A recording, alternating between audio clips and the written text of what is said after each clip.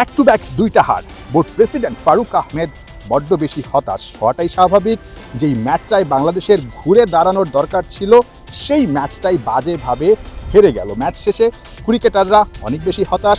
ঘাসের মধ্যে গা হেলিয়ে বসে থাকতে দেখা গেছে তানজিদ তামিমকে। দারুণ ব্যাটিং করছিলেন কিন্তু ইনিংসটাকে বড় করতে পারেননি।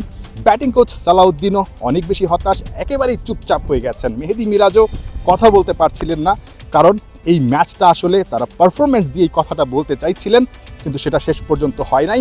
যে ম্যাচটা আসলে সন্ধ্যা নাগাদ শেষ হওয়ার কথা, সেই ম্যাচটা সূর্যের আলো থাকতে থাকতেই শেষ হয়ে গেছে।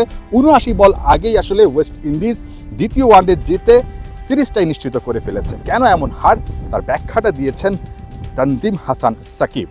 সাকিব, ব্যাক টু ব্যাক দুইটা ম্যাচ হেরে বাংলাদেশ আসলে সিরিজ থেকেই ছিটকে গেল। ঠিক আগের ম্যাচটা ঠিক যেভাবে আসলে বাংলাদেশ দল প্র্যাকটিস করছিল, আমরা আশা করছিলাম একটু বেটার ব্যাটিং। মানে প্রবলেমটা আসলে কোন জায়গাটায় হয়েছিল? টসটা হারাটা বা উইকেটটা রিড করতে না পারাটা? মানে একদম ছোট করে যদি বলেন যে কোন কারণে আসলে বাংলাদেশের ব্যাটিং কলাপস করলো টপ অর্ডার?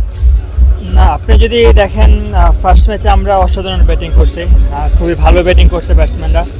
আর এই ম্যাচে আমার মনে হয় আমরা একটু পিছিয়ে গেছি ব্যাক টু ব্যাক উইকেট যাওয়ায়। আমার মনে হয় ওই জায়গাতে আমরা কোলাপস করছি। আমরা যদি ব্যাক টু ব্যাক উইকেট না দিতাম, যদি ব্যাটসম্যান আরেকটু পার্টনারশিপ বা আরেকটু কমিটমেন্ট নিয়ে ব্যাটিং করতো, তাহলে হয়তো আমরা আরেকটু ভালো স্কোর করতে পারতাম আজকে। সাকিব, একটা বড় গ্রুপ কিন্তু নেই আপনাদের, সিনিয়র গ্রুপ যেটাকে বলে আসলে। ট্রানজিশন একটা পিরিয়ড চলছে, আপনারা আছেন। মানে ড্রেসিং রুমে আসলে কি কথা হয় ঠিক এই সময়টায়? কিভাবে আসলে দলটাকে সাপোর্ট করা যায় বা দলটাকে আসলে ঠিক আগের মতো আগের শেপে ফিরিয়ে আনা যায়? মানে আপনারা কিভাবে কি ধরনের কথাবার্তা হয় আসলে ড্রেসিং রুমে? আপনাদের মেসেজটা কি থাকে? যে ড্রেসিং রুমে আমরা সবসময় চেষ্টা করি পজিটিভ কথাবার্তা বলার।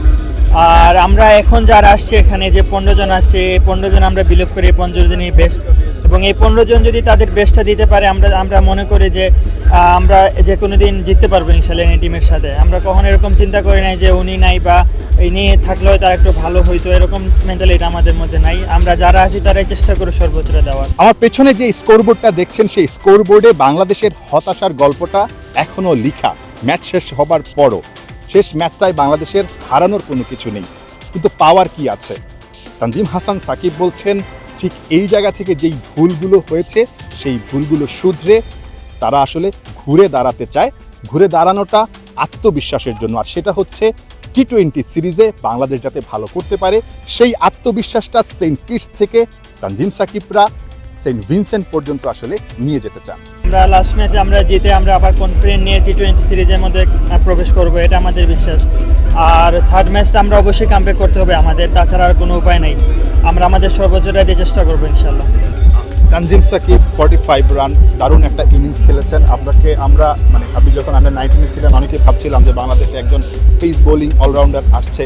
ব্যাটিং নিয়ে কি কাজ করছেন বা ব্যাটিংয়ের ইমপ্রুভমেন্ট আসলে কিভাবে করার চেষ্টা করছেন, বা আপনিও কি ভাবছেন কিনা যে বাংলাদেশে যে একজন পেস বোলিং অলরাউন্ডারের অভাব, সেটা আপনি আসলে মেটাতে পারেন বা সেই স্বপ্নটা দেখছেন?